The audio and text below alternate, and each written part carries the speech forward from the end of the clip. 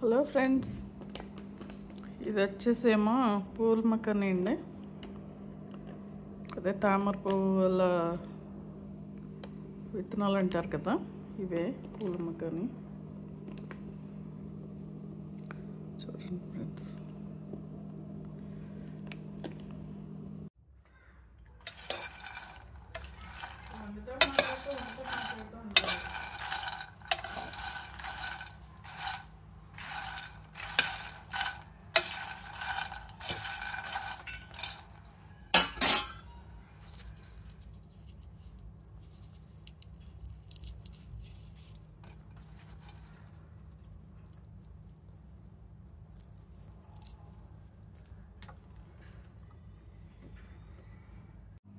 hello friends, చూడండి friends, పూల మక్కన్ అవి